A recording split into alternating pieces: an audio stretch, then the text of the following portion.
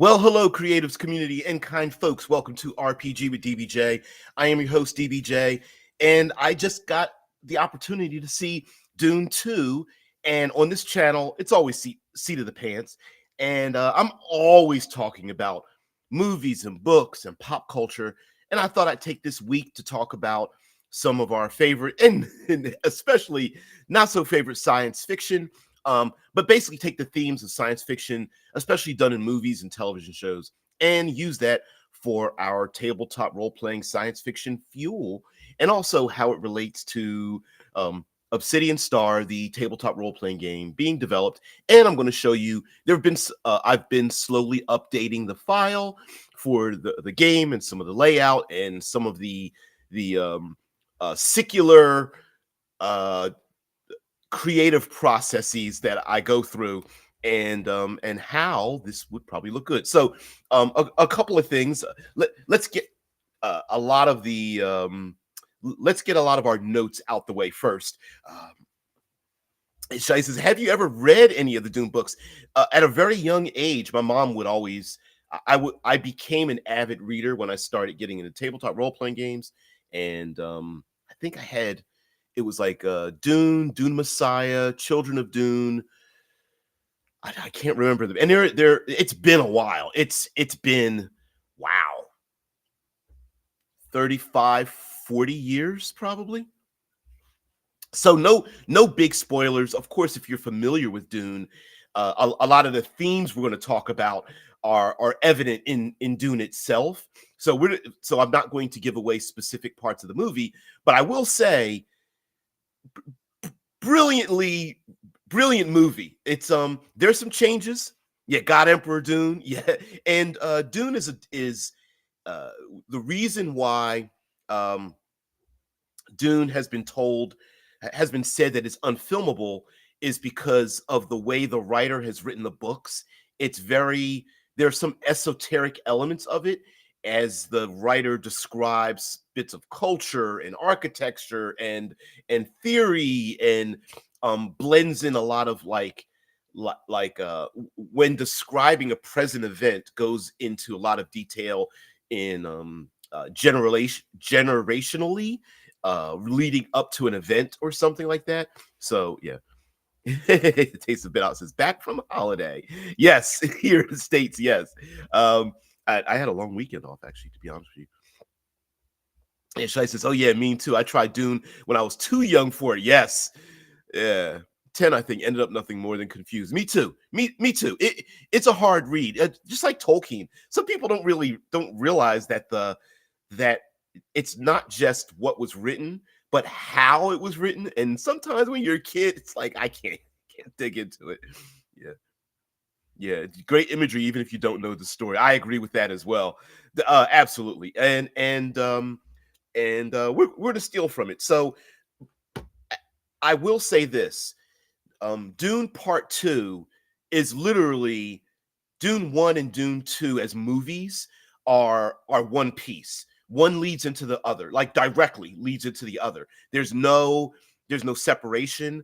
The second movie, while you could watch it by itself, you might get a little lost about the motivations of many of the characters. So this is like a over 5 hour story combined together. So this is a true part 2 to the movie. It is I mean, this if you felt a little bored with watching the first Dune, and I can actually understand why.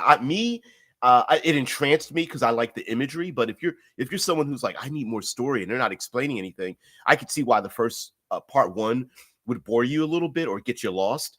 But by part 2, it is very, I hate to make this comparison again. It's very clear it is a very Game of Thrones type of thing, meaning like you get a clear impression of the different houses and their motivations, from the Bene Gesserit to the Emperor to the Harkonnen, as they pronounce it. I like Harkonnen. I think like the harsher H on the beginning is better. But anyway, the Harkonnen, why House Atreides was defeated, was taken down and eliminated. They go into a lot of detail between the idea of prophecy and false prophets and manipulating a culture to believe in prophecy and such. So, yeah.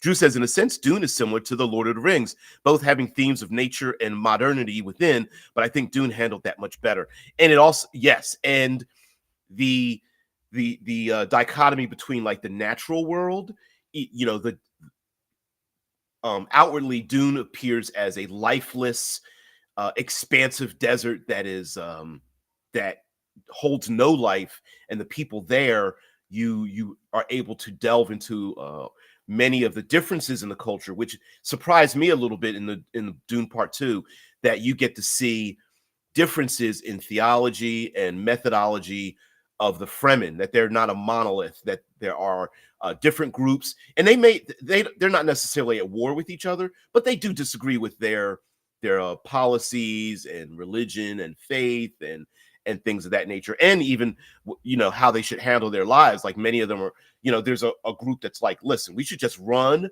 to the southern hemisphere and forget about what they're trying to do with the spice mining. And there's others that are saying like, we'll never be free if we let any house keep a foothold on our planet and such. Shitlord says Tolkien was pretty basic until you get to the Silmarillion. Yeah, I don't know how to pronounce it. So Silmarillion, I don't know what the giant book of notes. Yeah. Taste of Banat said Lord of the Rings was on the nose, good versus evil when it comes down to it, nature versus modernity too, and pipeweed. It was a lot of that as well. I don't think Tolkien really appreciated the association with smoking weed and whatnot. But okay, so we are a tabletop role playing podcast, pod vlog. I don't know what you'd call it. Seat of the pants. So what I loved about Dune 2 and what I think we can pull into our tabletop role playing game is it makes sense in this world that the different houses, despite all the high technology and such, that there is a physical and psychological difference between all of the houses. And it makes sense that it would be that way if they live on different worlds. So we get to see the Harkonnen homeworld under what they call a black sun. And it's weird because and it makes sense if you watch the trailer for the movie, you're like, that doesn't make any sense. Why'd they put it in black and white? But you realize that it's not really a spoiler alert. You find out that their sun gives off such a light that they see everything in terms of black and white. Like the very characters that arrive on the world, when they leave, you go, oh, they were wearing colorful outfits, but on that planet, just from the very light that shines down upon them, it's very stark, black, whites, grays, just sharp lines and things. And I thought it was really cool depiction, even though it looked a little bit, dare I say, propagandish in its depiction of like the old-timey black and white movies with the today we would consider shaky frames and things like that. It's actually pretty cool.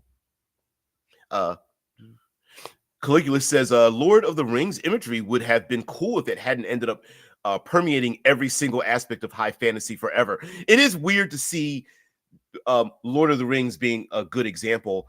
Is that it's funny how the original has permeated everything into the future, so that when we go back to the original, we think the original is like, oh, it's derivative of everything I've seen before. And it's like, well, technically it's the origin of said thing. Much like how Dune is a precursor to Star Wars. And some people were just like, if you're young person, brand new, you're like, Dune and a chosen one and psychic powers, they just stole that from Star Wars. It's like, no, it's actually the other way around.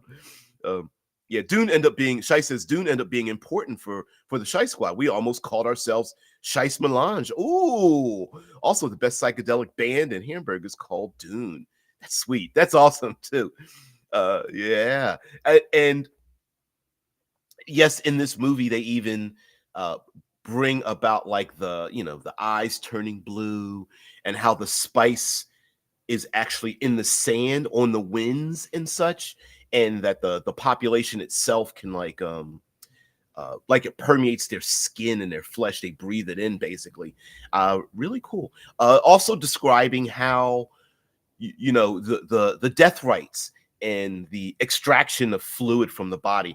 I really love the fact that they just included a lot of that in the movie. Yeah, Dune is a derivative not of Star Wars but of Lawrence of Arabia. Yes, which all the above were derivative of real life about uh, first world incursion into third world desert like communities. A lot of that was written for that time. Yep, yep, yep.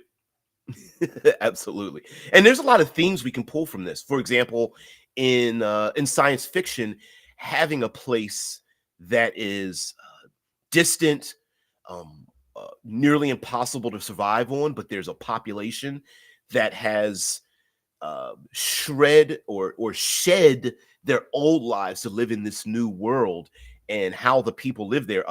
In Dune, they don't explain. It's not Earth, so they don't explain like where did the Fremen come from, why are they human, but these people have lived there for generations, and how difficult it is to blend into their society, and the methods they use to travel around the world, the secrets of the sieges they're called, these like mountainous cave-like regions that are you get the impression that the sandworms cannot burrow into these mountainous areas, but they have hollowed them out and carved them out, and they have natural caverns inside, and and so on. And I like that idea because you like imagine a colony ship here, like in Obsidian Star. We're just using our own solar system, but a colony ship could be sent out to colonize a moon or something, and they've been separated for generations from the rest of humanity, by choice or force or whatever. And their development could even be genetically different, and their behaviors are different. Religions tend to spring up when we have situations that we can't explain, but we need to be motivated. We want to be motivated by a higher power, and then the argument could be made by those who believe that maybe that motivation to have a higher power exists because that higher power exists first, and you're just finding it. Depending on if you are a religiously minded, I presume. Yeah, Caligula says Dune has so much uniqueness to draw upon for ideas in completely unrelated media. I definitely agree with that, right? Like for example, the great houses. We have the guild navigators in Dune that control the spaceways, and to get from one place to another, you have a guild, a house that controls that. And I inadvertently stole something like that for Obsidian Star. Stole. It's an homage. It's a we are all influenced by things around us, and I like the idea of, for example, in a role playing game, having to rely on a traveler's guild type situation to get from A to B, because now you have to have social interactions, you have monetary and promissory interactions to get from A to B. The individuals you use to go from one place to another have their own machinations, including the idea of helping you or hindering you or selling such information or trying to remain neutral in a grand conflict, and the players and or adversaries trying to manipulate the neutrality of a group that transports goods and people from one place to another, and how secretive that is and such.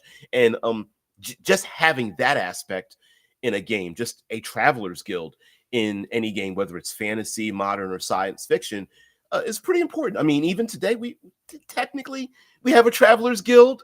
um, we have rules pertaining to it, but if you wanted to stow away on a cargo ship, you'd have to have some form of you know um, something to lubricate the gears, as it were. Maybe money, maybe blackmail, some kind of a governmental agency keeping you secret, et cetera, et cetera.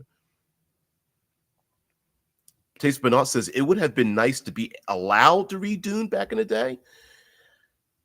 Wow, I hadn't considered not being allowed to read such a thing. I hope it wasn't because of your parents or something.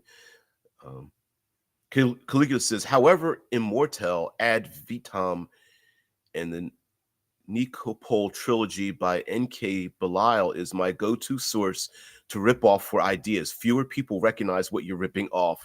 I'm not familiar with it, which actually, come on, listen. We not only do we want to be influenced by things, but we kind of need to just to get the ideas part. I don't mean stealing the idea, but to read something or to embrace something, like whether it's anime or a movie or television show or whatever, graphic novels or something, to be influenced by it just to get a spark and go, man, these are great ideas. And then you put it down and now you're invigorated to come up with new ideas. So absolutely having something you can go to that is your go-to to get your mind kickstarted, get that mind fuel topped off. I think it's awesome. For me, strangely enough, it's my go-to is horribly executed great ideas. That's my go-to. There's a lot of like straight to DVD, straight to streaming science fiction that's out there, and you look at it and go, yeah, people are just going to watch. They're not even going to remember this. And so being able to steal that is pretty good. Surrogates kind of falls into that category for tomorrow. Drew says, by the way, talking of other media, I linked yesterday a YouTube video about Stanislav Lem in the Discord, since I think that would be interesting for Obsidian Star. Cool. Okay, I will. It's been a long time. I just got back on the Discord with cool name goes here. Mark Tassin is the project manager of the Kickstarter that is being done, and I'm very humbled that himself and the people that are part of the design team and the fans of it are embracing my challenge system. We talked about exploration, and I want to introduce a scene / montage travel mechanism for that game. I believe Dead Man is the only one that has moderator things, but I wonder if I can give that. Let's see if I can do something here. Oh, it only allows you to block. I think I have to do it through YouTube. I can't, off the top of my head, I don't know if I can do that right now. Shitlord says it would be nice if Dune was deep underground so you could rip it off without being too obvious about it. Yeah, it's a little unfortunate. It's extremely popular now. One of the great things I loved about this this part 2 of the Dune movie, and linking part 1 and part 2, are the Bene Gesserits. Oh man, they're kingmaker, not king, ladies, semi-religious organization is sweet. I'm so glad they were able to do a good job in describing the machinations of a deep-seated, kingmaker. And when I say kingmaker, imagine a guild, if you will, that speaks into the ear of the very rich and powerful. These are individuals who have a lot of knowledge and power. Oftentimes we see them literally putting their hand up to the ear, speaking to the ear of the rich and powerful. And that will never go away. Today, we would consider them lobbyists in many ways, right? Maybe even criminals. Hey there. By the way, guys, go over to Master the Game RPG, please, for your own benefit, if not for mine. Please like, share, and subscribe. Go over to Juice World. You'll love it. But good morning. this channel now is basically about science fiction, and I got to see Dune 2 at a 7 p.m. pre-screening or something like that. Yeah, you deserve it, dude. You deserve it. Um, Always talk about the good stuff, dude, we've been around. You've been around longer than I have, and it's been 8 years, 10 years, something like that. It's crazy. I was wondering the same thing, Drew. I was like, why isn't Dune like why couldn't you read it? Like why weren't you allowed to have access to it? Was it just a parental thing or was it a governmental thing? Caligula says, thank you for making a sci-fi channel. Yeah, Master Game says, yeah, my channel started in 2012. I probably around the same time-ish, back when the RPG Brigade existed. Man, I'm blowing the dust off of everything. Okay, so not giving and yeah, talking about Dune 2 and not seeing it. Absolute fan of it, not giving away any spoilers, although I am generally talking about Dune. It's again, Dune 2, 1 and 2 is like a 6-hour story. It definitely links together. It is absolutely takes place literally like days after the Dune 1 ended. It's like, oh, and you could just literally watch one into the other. There's no break in the storytelling, the action, and such. And I love how the dispensation of the Bene Gesserit. I cannot say that even more. I mean, they are insidious. They have plans upon plans, and I love it because sometimes in our gaming, this is, of course, we're talking about tabletop role-playing games. I love lieutenants. I love right-hand men. I love secondary characters in tabletop role-playing games, meaning like we love ourselves. Talk about fantasy. We love dragons, vampire lords, mind flayers, beholders we love our big bad evil guys. But for me, my sweet spot are all the lieutenants, all the sub characters that handle the vast armies, the underground machinations, the long-term goals, the spies. I love those characters because you wonder, why do these lieutenants serve the greater power? Is it out of fear? Is it out of waiting until the big guy falls and you want to go and take their place? Is it because of waiting out a plan? Is it a true believer, a zealot? Is it just a long-lived lieutenant that's like, you know what? There's always a new king, queen, ruler, noble family that's here. They're just going to live and die, and I'll live forever. These people, they're just going to, I can imagine in fantasy, an elf, 1,000-year elf who speaks into the ear of humans, knowing that whatever, 10 generations of humans will live and die, no big deal, but I'll live on as the kingmaker. And the Bene Gesserit are exactly that. And again, they're not written as a monolith in this movie, and you get to see many of the female characters, why they or how they were recruited or why they were recruited into the Bene Gesserit. Some characters you may think are like, that's not a Bene Gesserit. Wait, they are. Oh, really? Wow. And then finding out what power they have, some of it not necessarily psychic, that they have to control kingdoms and such, is really good. Taste of Bernard says anything foreign was hard to get under. I'm going to mispronounce it. Calsaq. They didn't want people to know that the rest of the world wasn't totally effed up. Wow. Yeah. Wow. Master of the Game says it was once known as the YouTube RPG Brigade, and then at some point they dropped the YouTube from the name. Not sure exactly why. And there were a ton of like response videos we put up and such, but once viewership got into the tens of thousands and YouTube channels starting ballooning, you really couldn't do that anymore. Modern age seems like it would be good for running some sci-fi games. Modern. Do you mean modern age like age system, like the AGE system? I'm not as familiar with it, although I do have the Expanse age system.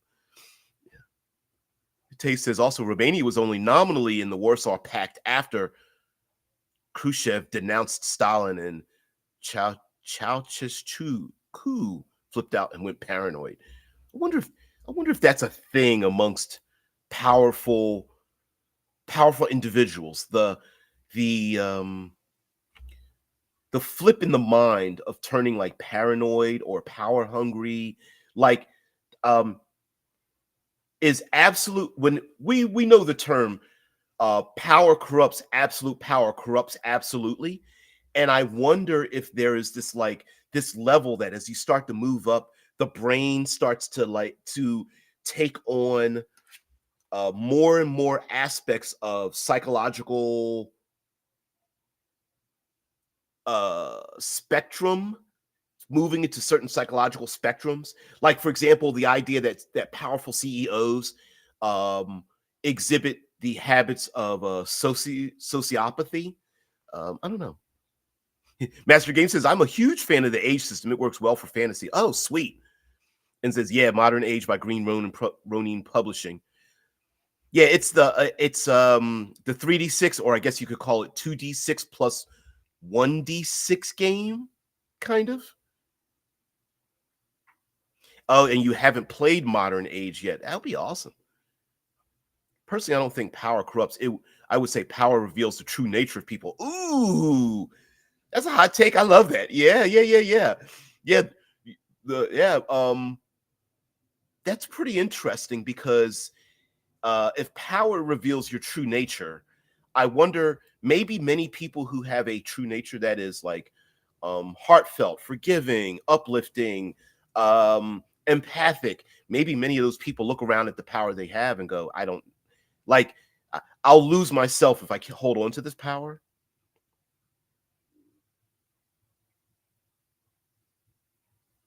I don't know. I don't know.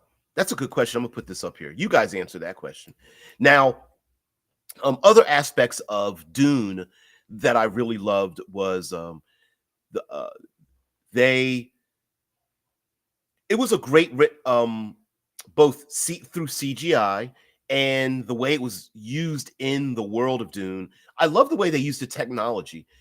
If for those who don't know, in Dune in the books they had these things known as laser guns, and the movie doesn't really explain this, but in the novels, if you shot a laser at a force field, it would create an atomic explosion. You didn't want neither side wanted to be either hit by nor fire a laser at a force field because you might want, every weapon isn't just for mass destruction. Sometimes you want to have your enemies run and flee and use weaponry as a moral demoralizing tool. Sometimes you only want to destroy, say, little bits of infrastructure, but you don't want to destroy life.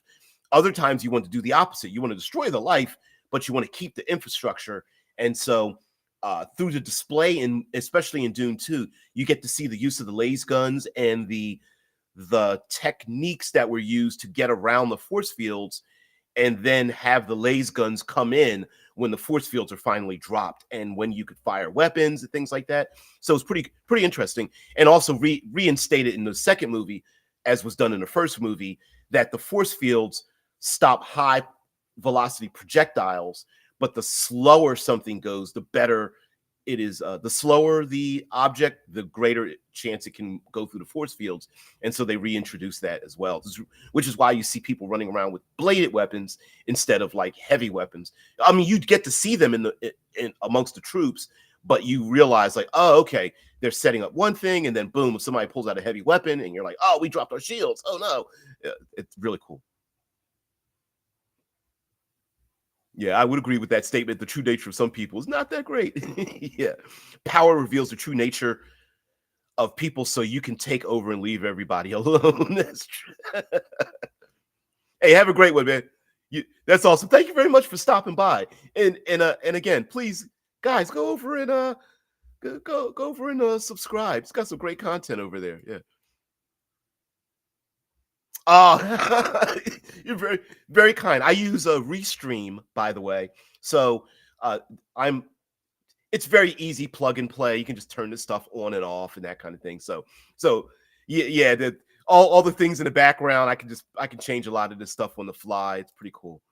Changing the background here. There's love and there's colors in the background and things like that. So yeah, kind of cool. But thank you very much for that as well. I really appreciate it. Uh, boo, boo, boo. Dead man's, yeah. Thanks, good memory. Hell's yeah. Yeah, restream. It costs me 50 US a month for my level, but I'm able to I can stream simultaneously on multiple platforms, and my chat is all in one section. So if you're on YouTube or Twitch right now, it's all one chat, and I can click a comment and it just pops up. And my I use Canva for this out my what do you call that? Not my lower thirds. My border, my 4-part border. I picked one up, modified it through some things in there. Yep. So thank you very much. Okay, the Death Angel. Yeah, I haven't read Dune since 8th grade. See, I'm in the same boat, and I'm in my mid-50s. Did my book report on it. That was nearly 40 years ago. Me too. Me too. Yeah, we were just talking about that. Yeah, it's been a while. And Dune is kind of deep. It's dense. Let's put it that way. I hope they address that Paul cried tears for killing at the fight from the end of part 1. Not only no spoiler, but the Paul, they talk about how Paul gets the different names. So Paul Atreides and Muad'Dib and I can't remember all of the titles, and we get to understand where the titles came from, and we also get an insight into why Paul is getting these images, these flashes, and which is which happens amongst the Bene Gesserit as well, and he's getting these images of the future. He's an oracle, and understands that the image that he had before that fight comes back to him because he sees different periods of time happening, and it's really interesting how they did that. I was like, I've never really thought about being able to see the past and the past, the present, and the future in that manner. Pretty interesting. So yeah, they when I say part 2 deals off of part 1, literally it's maybe a day or two later. Like, it's not even. So yes, you absolutely get to see that, Drew. It's pretty cool how they introduce that in terms of the culture, and it also is it's their way of lore dropping us too into this new world. And in Obsidian Star, and I think it's science fiction in general, I think sometimes we forget that when we have different space habitats and moons and planets and such, that life keeps going on, and people, new cultures come up, behaviors, religions can develop, ways of thinking and doing things that, and on one hand, may horrify us, but in that new world, it's perfectly normal. I joke around about how having funerals in space, and the commonality of, like, we're going to put them in a casket and flood them out of space, and I'm like, isn't that a kinetic kill weapon? You're literally dropping human body parts as micro meteorites out into space. And how different would it be for people to bury people or in a hydroponics lab and use acids or chemicals or something to decompose the human body into the hydroponics lab, and where we go like, I wouldn't eat that food, there's dead bodies in it, and everyone looks at you like, you do realize, like, human beings have been doing this for thousands of years, right? And you're like, oh, that's right. um Death Angel says, I remember my English teacher asking if I was sure I wanted to do my report on that book. I had a program that calculated grade level of documents. My report was rated at grade level 15. Wow, that's awesome. That's awesome. I don't remember doing a book report exactly on Dune. I bet it was something like Lord of the Rings or something of that nature because it was very popular at that time. But it was pretty difficult to get through it. It was different. You had to be in the right mindset because the Dune books were not written in a straightforward narrative manner. Which is, by the way, the movie does not follow the Dune books. If you've ever watched or listened to, or if you're a fan of Quinn's ideas, not that Quinn needs my help, but go over to Quinn's ideas and subscribe there. Quinn has an out of the theater Dune 2 opinion about it that I just watched this morning, and yeah, it's pretty cool. Universe Man says Sun Eater is a heroic counterpart to Dune. I'm not familiar with Sun Eater, and hello for being here. Caligula says, can you have a vision of different parts of time in Obsidian? I think both psychically and technologically both would exist in Obsidian Star. So in the setting of Obsidian Star, it's our own solar system, that there are one or more factions working on computer programs that are so dense with knowledge that it can predict the future. And in many ways, today we are already doing that. For example, we use weather systems and we use economic computer models, and governments try to predict things, and combining it all together to try to, air quotes, predict the future, not in a touch my forehead, I can see the future way, but using math to dictate the percentages of being struck by gamma rays from an exploding star, or a rogue planet comes sweeping through our solar system, or many other horrors that could happen to life in our own solar system. You kind of want to know what's going to happen. And so there are some have given this a pseudo religious bent with an AI system that is so advanced that it can predict like crime and turmoil in different habitats, and those individuals follow it. So there is that aspect. And then there's also psychics, right? So both exist. Yeah, Drew says Quinn's ideas reminds me that I still have to get in Hyperion. Oh, the Hyperion series. Dan Simmons, yeah. Hyperion Fall, and then Endymion and Endymion Rising. But excellent series. Oh man. You gotta or at least listen to the audiobooks of it. Someone uploaded on YouTube the Hyperion, the entire Hyperion series, the audiobooks. Yeah, get to it for free. Death Angel says, I heard that the Mentats didn't get much love in the movies. Not really. Yet, but it seems to be doing well enough at the box office to warrant a third movie.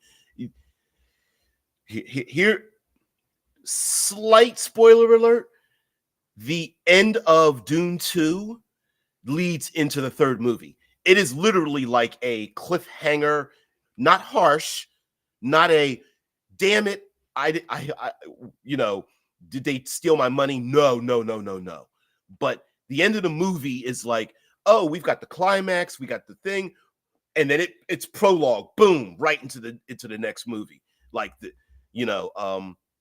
for those who don't know, this isn't a spoiler because it's in the books and such, and we know that Paul Atreides becomes, leader of Dune. That's not even a spoiler alert. But what does he do after that with the other houses and such? Yes, leads right into it. No, the mentat and the reason for mentats, for those who don't know, in Dune, computer AIs, there was a war against AI, and so they stopped using artificial intelligence, started using individuals known as mentats. And I think there would be a good reason outside of Dune in science fiction to have mentats and mentat-like beings. So mentats are basically human computers. You have your mentat next to you. There was one actor that played a mentat. He had like a black line, a vertical line under his lip, and his eyes would roll in the back of his head, kind of turn white, and he would calculate things. And a good reason for that, Dead Man says Dune Part 1 is on Amazon Prime and a number of other areas as well. But one reason for having mentats in science fiction is hackers, right? If you have viruses and hackers, we know computer systems shut down and break down and things like that. So having one or more crew or un unplugged into, gap uh air gapped computer systems makes perfect sense, even as just backups. And so having one or more characters, even as a player character option, is really a good idea, even if you don't have an AI uprising or something like that. But I can imagine one to dozens of habitats having saboteurs, spies, war, just a simple accident of a computer virus, solar flares does something. I don't know, any number of computer problems that shut down, and having like a living person who's like, listen, your job is to literally have all human knowledge in your brain, and you're following up with us. And if these computers ever shut down, we need you to reprogram it, a la Book of Eli style. Like, hey, our computers got wiped out because of the signal. We need to reprogram them. And the person rolls their eyes back and like, oh no, I can type this out. It'll take me about 8 months, but I can type it all out, or hey, we've got a cable, just plug it in the back of that person's head and re-download and reboot or reset our systems or something. Shai says, holy hell, I never knew there was a war against AI in Dune. Time to read it for real. Only 20 years till retirement. Yeah.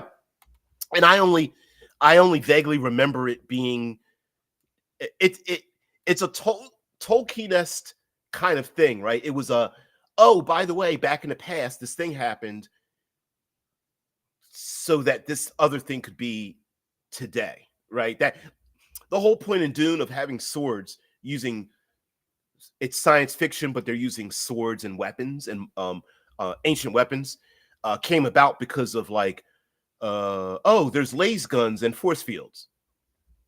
It was a writer's excuse. Yeah, Death Angel says mentats in Dune remind me of the precogs. Yeah, precogs from a Minority Report, and so yeah. Now, I think some people would argue with like post-humanism and transhumanism that given enough time, enough modifications to our brains, and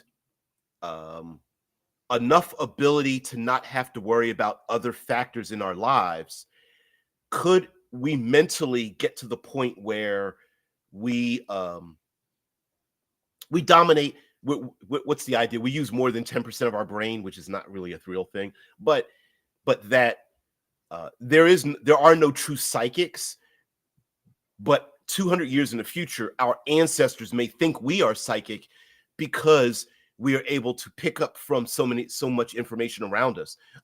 Some would say instinct itself is our ability to ignore our instincts, is ourselves cutting ourselves off from acquiring information that is coming into our brains, but we're just not able to receive all that information. Everything from temperature and bariatric pressure and sense of smell and taste and things like that. Like maybe we're just really good at that. Des Angel says, hey, Elon is working on that. That's true. Yeah. Yeah. Also trying to figure out how to plug our brains subconsciousness into AI so that it would understand what we're really thinking, not just what we say we're thinking, but what we're thinking. So the 10% of your brain thing is conclusively BS? I think so, maybe. Or at least we're really good at like 10%. I refuse to use 10%. I'm only harnessing 3%. Right? Like maybe we're cutting too many things off.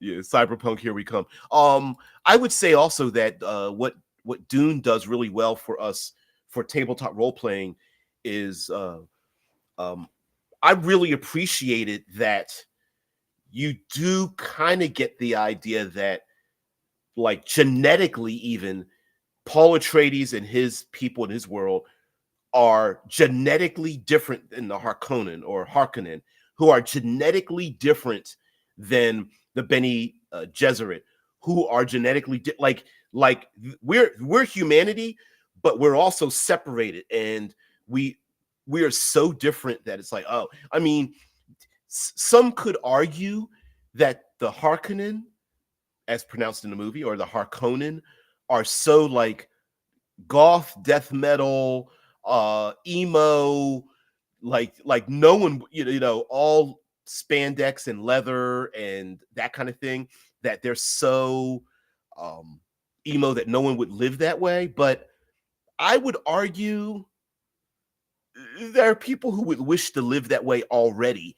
If you put them on their own world or planet or habitat, and everyone that lived there thought the same way, I think it would be very insular, very, dare I say it, incestuous, uh, humanity growing in amongst itself, almost eating itself to death. And so, yeah, I wouldn't necessarily argue with that.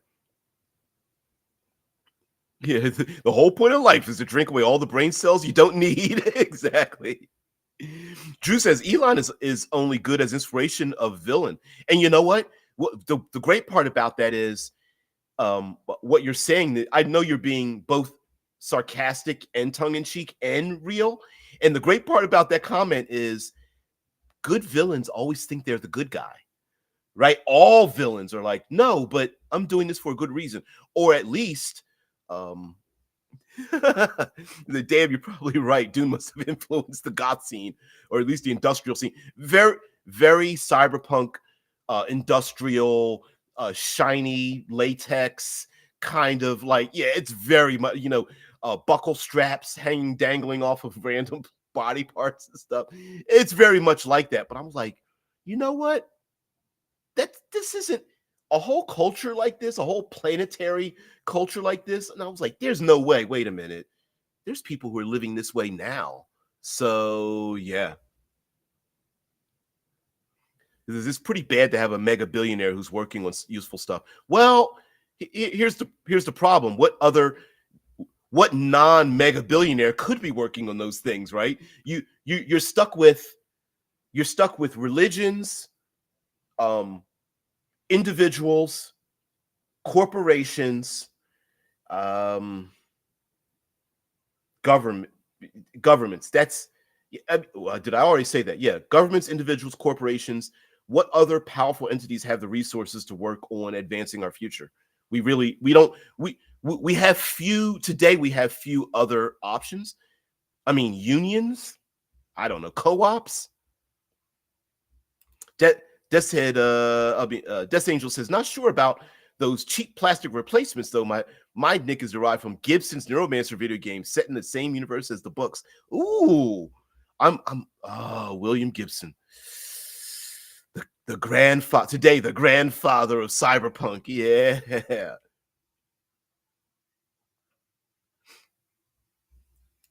I definitely agree with you there, Dungeon. The best written villain believe they are doing things for good. Um, Thanos, anyone? Right? Exact. I mean, most people, while doing horrible things, believe they're doing a good thing. How many women and children are murder killed around the world for good reasons? And I don't mean I believe that. I believe there are people who believe they're believing that, right? Confiscate and nationalize for redistribution. Uh-oh. Uh-oh. Yeah. Yeah. Who gets to decide that though? If only we could land a spacecraft upright on the moon. Oh no. You leave the tilted moon. For those who don't know, most recently there was a craft that was launched to the moon, and it got there and fell over. Now, part of me wants to think, and listen, the difficulty of doing it in the first place is wrong. But part of me wants to think, like, didn't you think that might happen? Like that kind of might happen. Yeah, I think science educators could lead humanity. Sadly, uh we did not get a good replacement for Carl Sagan. Yeah, and Neil deGrasse Tyson is trying to be that. It's just difficult going up against them. Someone forgot to flip a switch. Wow. You're right. NASA has made so many advancements since the end of the Cold War. It's impossible to count. Wow, that's crazy. But let me let's see. I'm going to show you guys some more developments for the Obsidian Star game, and then we're going to get out of here. Let's go. You know what I'm going to do? I'm going to share. You know why? Because that's what I'm going to do. Let's share this out. I'm moving a little too quick. So, as you know, this is a document that document character sheet, blah blah blah. You guys seen this plenty of times. But I have been advancing the document, uploading information. Like I said, I always use a notebook, write down some ideas, things like that.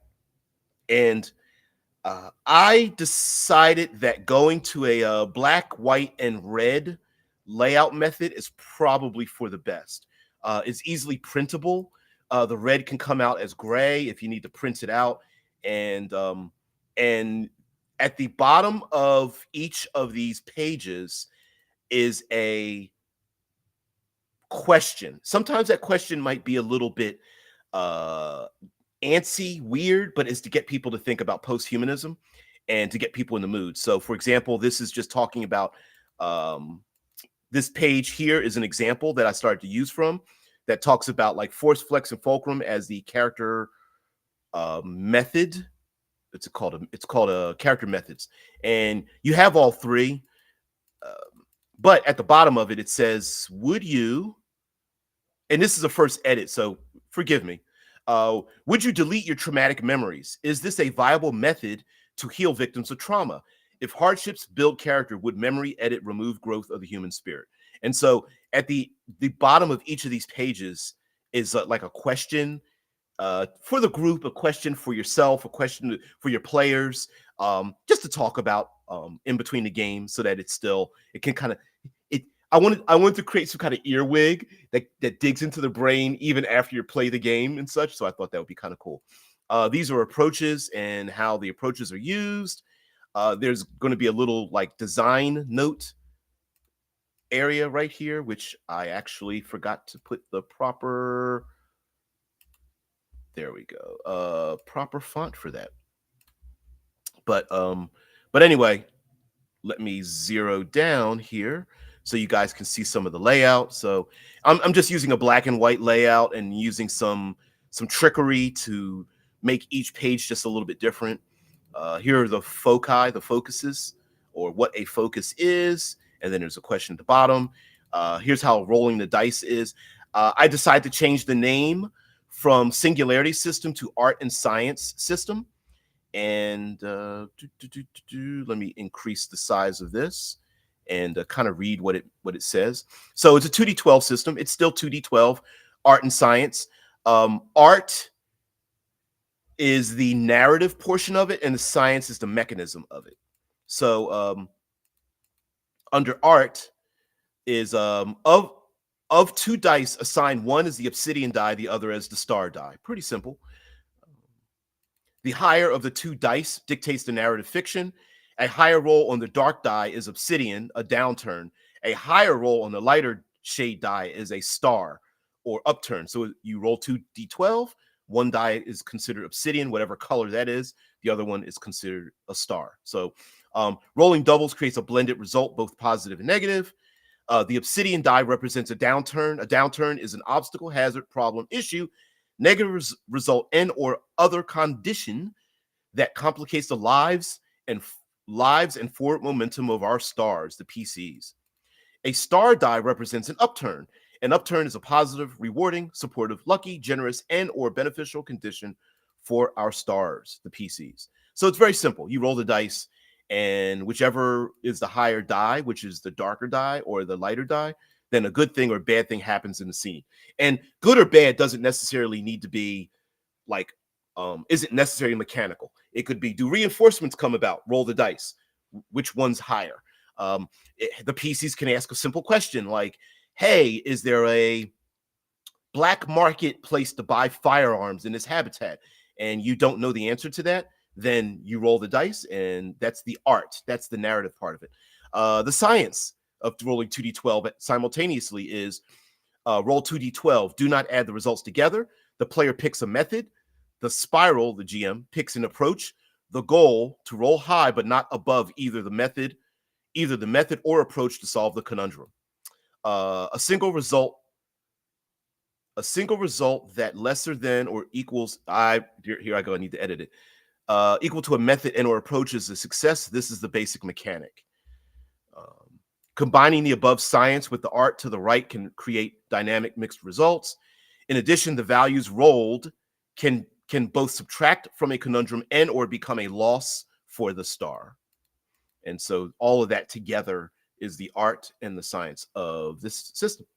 Note, the art and science dice system creates a mental load on the spiral. The dice system is modular. Use only what is required, appropriate, and manageable in any situation. Not every die roll requires a blended yes, no, if, and, or, but description and outcome. Use the modularity to speed and or slow gameplay.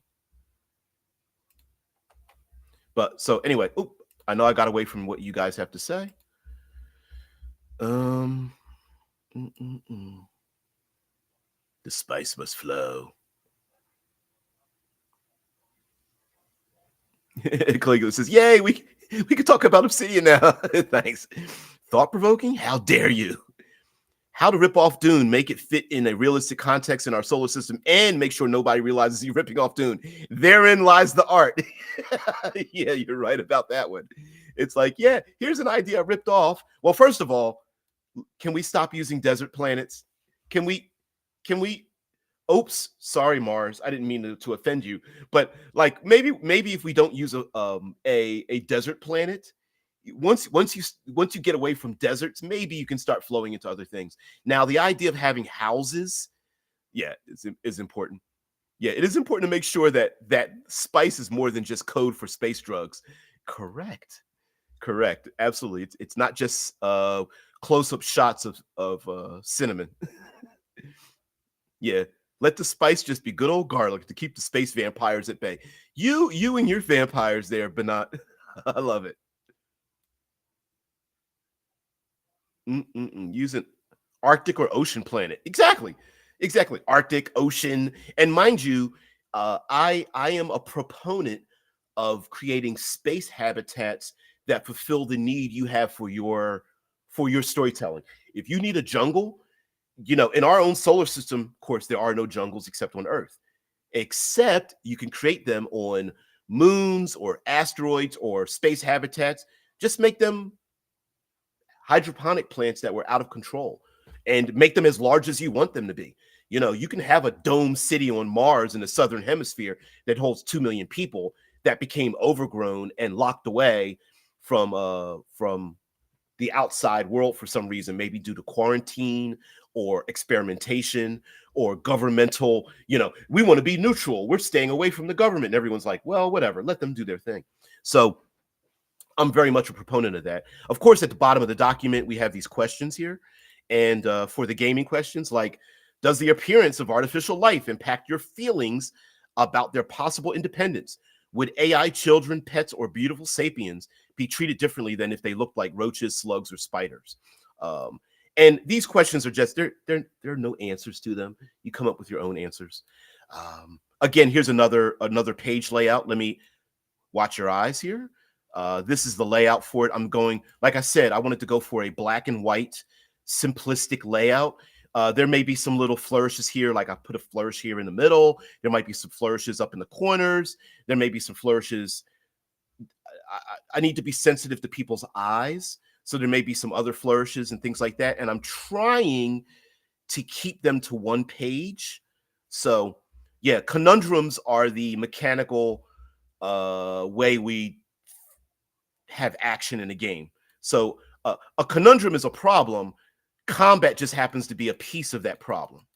So it tells you, like, what is a conundrum? Like, the problem is a number between 1 and 12 that should be clearly defined. And the solution is you roll the dice and reduce the number, or you come up with really creative narrative solutions to stop the thing.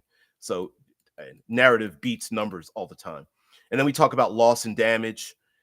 For example, a star is their gear and baggage. So all the things that are written down on your character sheet are what it makes up who you are.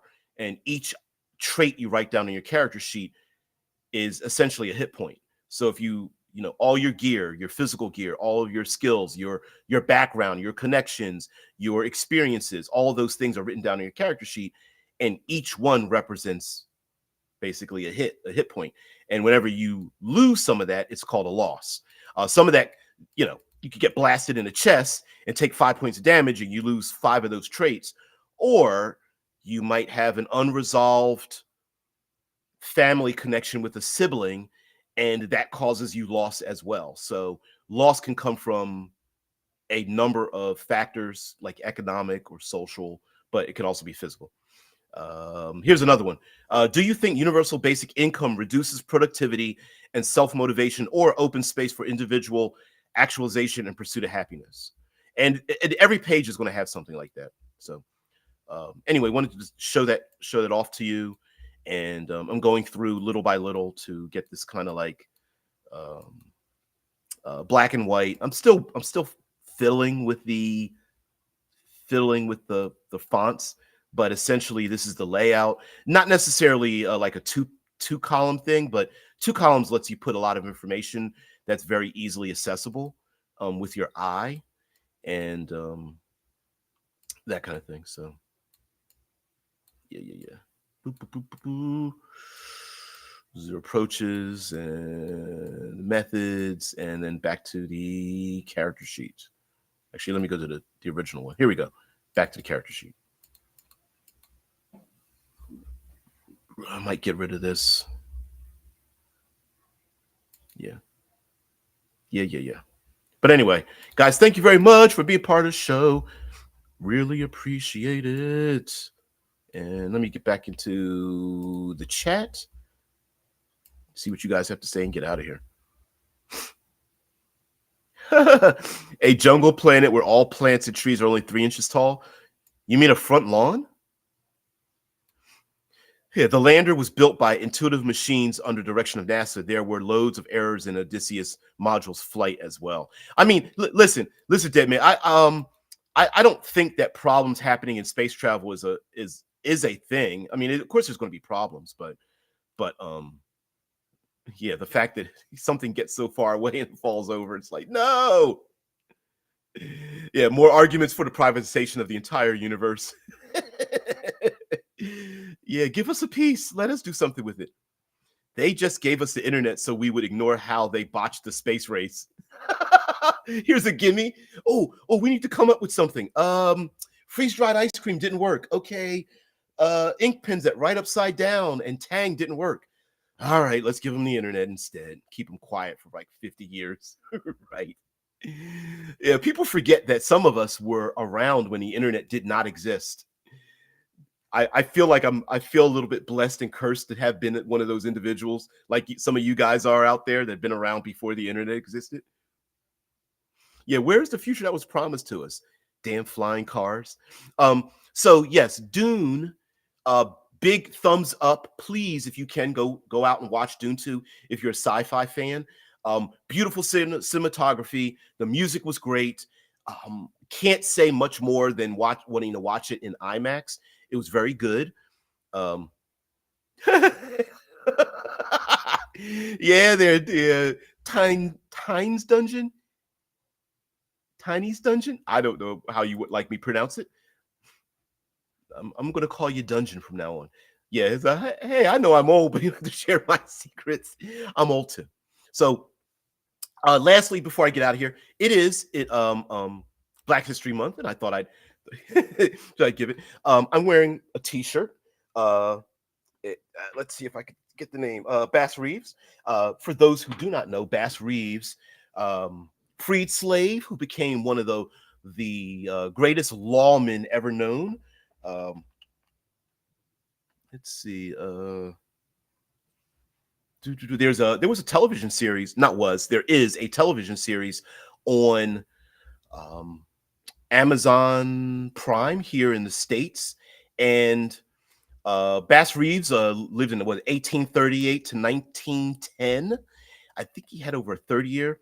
Was a runaway slave gunfighter, farmer, scout tracker, and deputy U.S. Marshal. Spoke several languages, including Cherokee and Creek. Bass was one of the first African American deputy U.S. Marshals west of the Mississippi River, mostly working in the rough Indian Territory. The region was saturated with horse thieves, cattle rustlers, gunslingers, bandits, swindlers, and murderers. Bass made more than 3,000 arrests in his lifetime, only killing 14 men in the line of duty. And how long was his career?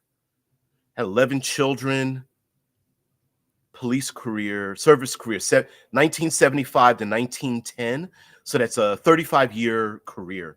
And for those who don't know, the Lone Ranger, the character of the Lone Ranger was based off of Bass Reeves. So anyway, little little information there for history as well.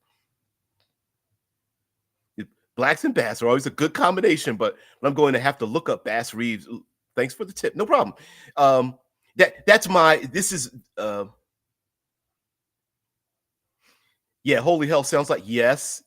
This is my argument about people who are against Black History Month here in the States, and it's a two-part problem.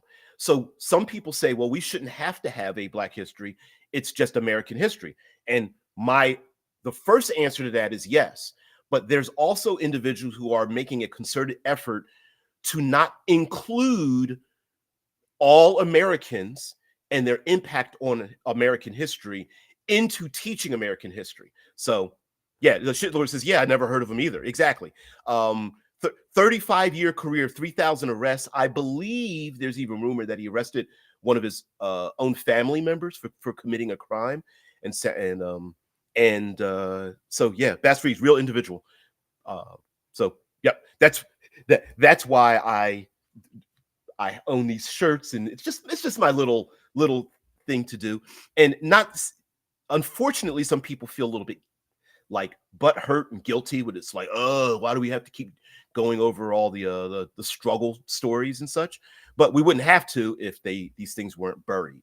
So yeah, this guy must single-handedly be the best argument for Black History Month ever. Yeah, well, first, and my reason for that is my light went out. But my reason for even having this shirt and wearing it and promoting this history is that this individual was one of the greatest lawmen ever to have existed, which goes to show that in law enforcement, an escaped slave could become one of the greatest lawmen in the world, which to me sounds like the perfect poster for both African American growth and idealism. It should seem like the perfect individual to display for public service, especially in law enforcement. Like, why wouldn't this guy be a photograph or a poster or a picture in nearly every law enforcement location around the nation, right? Like, why wouldn't you? He makes a perfect recruitment poster, right? Yet it isn't done. Yeah, Tasteful Out says it's true. Everybody loves a badass in the Wild West. I never heard of Bass Reeves either, by the way, but that's not saying much. Exactly, right? And just the fact that this guy had a 35-year law enforcement career with 11 kids and had 3,000 arrests and only 14 deaths, that's pretty damn incredible. Yeah. So anyway, guys, thank you very much for allowing me to express that as well. You guys know me. This is just seat of the pants kind of thing. And Dead Man knows that I did a whole series of videos. I think it was 2 weeks. I think there's 14 videos. Anyway, I have a whole playlist of tabletop role playing and how to incorporate the diaspora of the slave trade into tabletop role playing games. So like the whole process from arriving into the United States and Jim Crow laws and the Civil War and all of that stuff, even till modern day, like everything from um, terms like Uncle Tom and Jim Crow laws and Underground Railroad and all that kind of stuff. I've got like it's like 14 videos and how to put that in tabletop role playing games. Like, how about we not ignore it? How about we just incorporate? Deadman says every time travel series has an episode about Bass Reeves. Do they? Are you? Well, especially here in the States. Yeah, I guess so. I was taught about Bass Reeves in high school. I wasn't. Oh, it's good to be. Hey, good to see you and good to be seen. Thank you very much. There are thousands of individuals missing from history that did amazing things of all the heritages and races. All I agree with you there, Dungeons. Yeah. And I wish like we had more of that. Like, why is there a limitation to what we can learn? There is no reason.